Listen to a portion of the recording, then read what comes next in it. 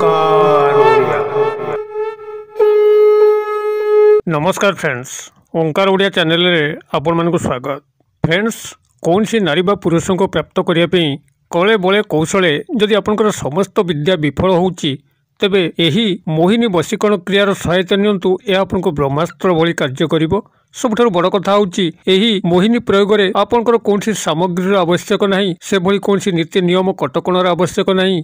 यह जेकोसी पुरुष बा नारी अत्यंत सहजरे संपादन करी जेकोसी मन पसंदर नारी बा पुरुष को जीवन भितर सामिल करी जेकोसी प्रकार अभिष्ट को मध्य पूर्ण करि परिबो। आपनकर प्रेम प्रणय विवाह पई हो, चाकरी कर्म क्षेत्र रे अग्रगति पई हो, वाणिज्य व्यवसाय स्थली रे उन्नति पई हो, किंबा सामाजिक कौन कार्यकलाप को अग्रगति करेकरी आपनकर समस्त सुख सुविधा को हासिल करने पे हो, कौन भी प्रकार कठिन परिस्थिति रे जदि कौन नारी पुरुषंकर साहचर्य आपनकर एकांत आवश्यक एवं तांको आपण प्राप्त करने आपनकर समस्त विद्या विफल, तेबे एही मोहिनी वशीकरण क्रिया माध्यम आपण तांको सहजरे निजर अनुकूल करेकरी तांको माध्यम आपण सर्व कार्य सर्व सिद्धि को प्राप्त करि परिबे। तेबे एही सूक्ष्म मोहिनी कलाटी को केवल आपण माने सामान्य बुझीगले यह सुचारू रूप से संपादन करें। एथिपाई जो सामान्य विधि जो सामान्य सामग्री आवश्यक जहाँकि एक वृक्षर आपण मैंने संग्रह करें तार संपूर्ण वृत्तांत जानापी भिडियो शेष पर्यंत देखूँ। चैनल को प्रथम बार आसते यही कंटेंट रुचि रोते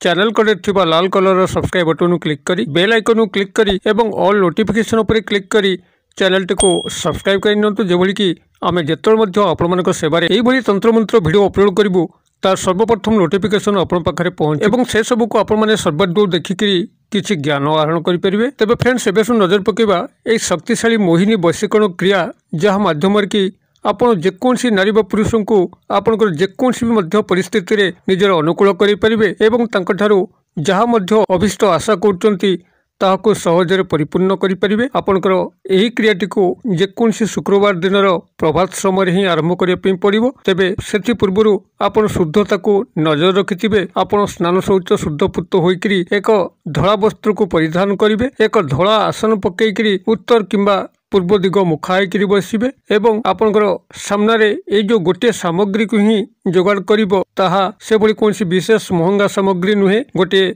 वृक्षर अंश विशेष अर्थात आपण गोटे गोलाप गछर फूल ही संग्रह करेंगे जहाँकि शुभ्रवर्ण होइतिबो। गोटे धला गोलाप को आपण संग्रह करेंगे एवं से धला गोलापटी को आपणकर सम्मुख में ही रखिबे एवं से गोलाप को चाहिकरी आपण गोटे क्षुद्र मंत्र कहूँ से क्षुद्र मंत्र को 108 बार उच्चारित करेंगे।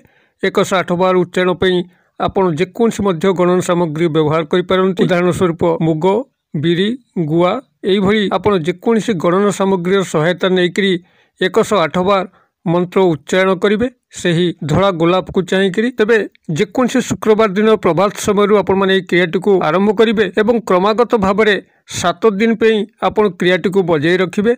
अर्थात शुक्रवार दिन प्रभात समय आप 108 बार यही मंत्र को उच्चारण कले से गोलाप फूल को चाहिए। पुनराय शनिवार दिन प्रभात समय से निर्दिष्ट समय घंटा घंटा मिनिट सेकेंड को आप लक्ष्य रखिथे। शुक्रवार दिन प्रभात समय जो मुहूर्त यही क्रियाटी करते ठीक से ही मुहूर्त आप शनिवार दिन प्रभात समय अनुरूप ढंग से भली धला आसन पकईकरी बसिकी धला वस्त्र परिधान कर शुद्धपूत होकरी से ही निर्दिष्ट समय आपण पुनराय 108 बार मंत्रटी को उच्चारण करेंगे। पुनराय रविवार दिन प्रभात समय यह क्रियाटी करेंगे। गणी गणिकी आपंकर 7 दिन कौन सी गोटे दिन बाद देवे ना।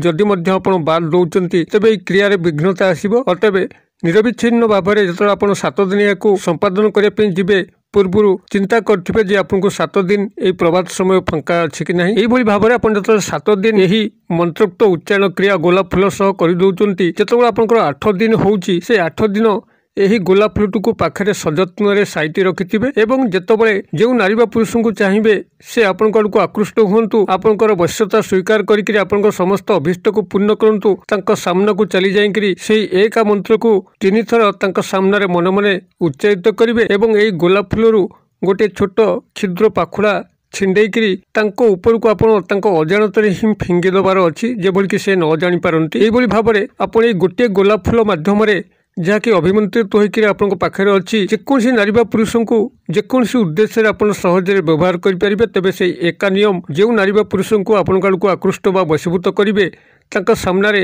ଏହି ମନ୍ତ୍ରଟିକୁ ମାତ୍ର 3 ଥର ମନେ ମନେ ଉଚ୍ଚାରିତ କରିବେ ଏବଂ ସେ ଗୋଲାପ ଫୁଲ ପାଖୁଡ଼ାରୁ ଏକ କ୍ଷୁଦ୍ର ଅଂଶ ଛିଣ୍ଡେଇକରି ତାଙ୍କ ଉପରକୁ ଅଜାଣତରେ ଫିଙ୍ଗିଦେବେ ଏବଂ ତା ପରବର୍ତ୍ତୀ ଚମତ୍କାର ଲକ୍ଷ୍ୟ କରିବେ। ତେବେ ଏ ଯେଉଁ 7 ଦିନର କ୍ରିୟାଟିକୁ ଆପଣମାନେ ପ୍ରଥମେ କରିବେ ଏବଂ ପରବର୍ତ୍ତୀ 8 ଦିନରେ ଯେ କେହି ଆପଣଙ୍କର ଦେଖାହେବ ଆପଣ କ୍ରିୟାଟିକୁ ନିଭେଇବେ ସେମିତି କିଛି ମାନେ ନାହିଁ।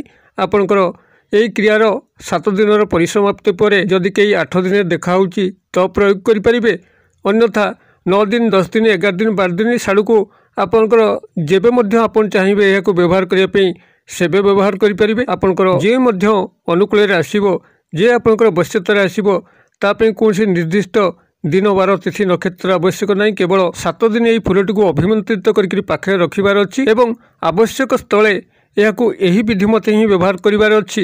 ତାଙ୍କ ସାମ୍ନାକୁ ଯାଇକରି ମନ୍ତ୍ରଟିକୁ 3 ଥର ଉଚ୍ଚାରିତ କରିବାର ଅଛି ମନେ ମନେ ଏବଂ ଏହି ଗୋଲାପ ଫୁଲର ପାଖୁଡ଼ାରୁ ସାମାନ୍ୟ ଅଂଶ ଛିଣ୍ଡାଇକି ତାଙ୍କ ଉପରକୁ ଫିଙ୍ଗି ଦେବାର ଅଛି। ବାସ୍, ଏହାର ପରବର୍ତ୍ତୀ କାର୍ଯ୍ୟକ୍ରମ କିଛି ନାହିଁ, କେବଳ ଚମତ୍କାରକୁ ଲକ୍ଷ୍ୟ କରିବାର ଅଛି। ତେବେ ଯଦି ମନ୍ତ୍ରର ଆପଣ ଉଚ୍ଚାରଣଗତ ଶୁଦ୍ଧିକୁ ଦୃଷ୍ଟିରେ ରଖିଥିବେ ଏବଂ ସମସ୍ତ ନିଷ୍ଠାକୁ ବଜାୟ ରଖିଥିବେ, ନିଃସନ୍ଦେହ ଧ୍ରୁବ ସତ୍ୟ ସେହି ନାରୀ ବା ପୁରୁଷ ଆପଣଙ୍କର ବଶ୍ୟତା ନିଶ୍ଚିତ ଭାବରେ ସ୍ୱୀକାର କରିବ, ଆପଣଙ୍କର ପ୍ରେମ ଆବେଦନକୁ ଗ୍ରହଣ କରିବ କିମ୍ବା କୌଣସି ପ୍ରକାର ଉନ୍ନତିମୂଳକ କାର୍ଯ୍ୟ ପାଇଁ ସେ ଆପଣଙ୍କୁ ପ୍ରାଣପଣେ ସାହାଯ୍ୟ କରିବ। ତେବେ ଏହି ମନ୍ତ୍ରୋକ୍ତ ଉଚ୍ଚାରଣକୁ ହିଁ ସର୍ବାଦୌ ଧ୍ୟାନ ଦେବେ। ମନ୍ତ୍ରଟିକୁ ଆପଣମାନେ 108 ବାର ଆବୃତ୍ତି କରିବା ପୂର୍ବରୁ ତାକୁ ବାରମ୍ବାର ପଠନ କରି ନିଅନ୍ତୁ, ବାରମ୍ବାର ଘୋଷି ନିଅନ୍ତୁ, ଯାହାଦ୍ୱାରା କି ଏହାର ସଠିକ୍ ଉଚ୍ଚାରଣ ଆପଣଙ୍କର ସଠିକ୍ ସ୍ଫୁରଣ ହେବ ଏବଂ ଆପଣମାନେ ଏହାକୁ ସଠିକ୍ ବିନିଯୋଗ କରିକିରି ଆପଣଙ୍କର ସମସ୍ତ ଅଭୀଷ୍ଟକୁ ପୂର୍ଣ୍ଣ କରିପାରିବେ। ମନ୍ତ୍ରଟି ଆପଣଙ୍କର ଏଠି କଲ୍ୟାଣାର୍ଥେ ମୁଁ ସେୟାର କରୁଛି, ଯଦି ସମ୍ଭବ ହୁଏ ତାର ମୂଳ ସ୍ୱରୂପର ସ୍କ୍ରିନଶଟ୍ ମଧ୍ୟ ଭିଡ଼ିଓ ମାଧ୍ୟମରେ ସେୟାର କରିନେବି, ଯାହାଦ୍ୱାରା କି ଆପଣଙ୍କ ମନ୍ତ୍ରଟିକୁ ଟିପିବାରେ ଏବଂ ବ୍ୟବହାର କରିବା ପାଇଁ ଅତ୍ୟନ୍ତ ସୁବିଧାଜନକ ମନେ ହେବ। ମନ୍ତ୍ରଟି ଆପଣଙ୍କର ଏଇଭଳି ରହିବ। ସ୍ତମ୍ଭ୍ୟ ଭଞ୍ଜ୍ୟ ଭଞ୍ଜ୍ୟ ମୋହାୟ ମୋହାୟ ସର୍ବସ୍ତେ ନମଃ ସ୍ୱାହା। ମୁଁ ଆଉଥରେ ମନ୍ତ୍ରଟିକୁ ପଢ଼ି ଦେଉଛି। ସ୍ତମ୍ଭ୍ୟ ଭଞ୍ଜ୍ୟ ଭଞ୍ଜ୍ୟ ମୋହାୟ ମୋହାୟ ସର୍ବସ୍ତେ ନମଃ ସ୍ୱାହା। ଏହି ହେଉଛି ଏହି ଶକ୍ତିଶାଳୀ ମୋହିନୀ ବଶୀକରଣର ମନ୍ତ୍ରର ସ୍ୱରୂପ। ଆପଣମାନେ ଭିଡ଼ିଓ ସ୍କ୍ରିନ୍ରୁ ତାର ଯେଉଁ ମୂଳ ସ୍ୱରୂପ ଅଛି ସେ ମୂଳ ସ୍ୱରୂପରୁ ଆପଣମାନେ ମନ୍ତ୍ରଟିକୁ ଟିପି ନିଅନ୍ତୁ ଏବଂ ଏହାକୁ ପ୍ରଥମେ ମୁଖସ୍ଥ କରିକିରି ତାକୁ ଯେଉଁଭଳି ବିଧି ନିର୍ଦ୍ଦେଶ କଲି ସେହିଭଳି ଭାବରେ ବ୍ୟବହାର କରନ୍ତୁ ଏବଂ ଯେକୌଣସି ନାରୀ ବା ପୁରୁଷଙ୍କୁ ଆପଣାର କରନ୍ତୁ, ଆପଣଙ୍କର ଜୀବନଟିକୁ ଧନ୍ୟ କରନ୍ତୁ। ଭିଡ଼ିଓ ଭଲ ଲାଗୁଥିଲେ ଲାଇକ୍ କରିବା ପାଇଁ ଭୁଲନ୍ତୁ ନାହିଁ। ସାଙ୍ଗସାଥି ମହଲରେ ଆପଣ ଯେତେ ମଧ୍ୟ ସୋସିଆଲ ସାଇଟ୍ରେ ଲିଙ୍କ୍ ଅଛନ୍ତି, ଫେସବୁକ୍, ହ୍ୱାଟ୍ସଆପ୍, ଇନଷ୍ଟାଗ୍ରାମ, ଟ୍ୱିଟର ସର୍ବସ୍ଥାନରେ ଏହାକୁ ସେୟାର କରନ୍ତୁ, ଯେଭଳି କି ଏହା ସମସ୍ତ ଭାଇ ଭଉଣୀମାନଙ୍କ ପାଖରେ ପହଞ୍ଚିବ।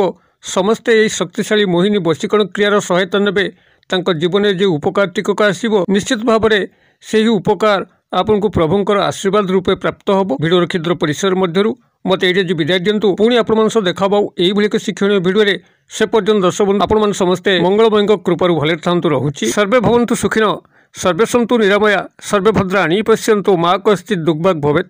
ଓଁ ଶାନ୍ତି, ଓଁ ଶାନ୍ତି, ଓଁ ଶାନ୍ତି। ନମସ୍କାର।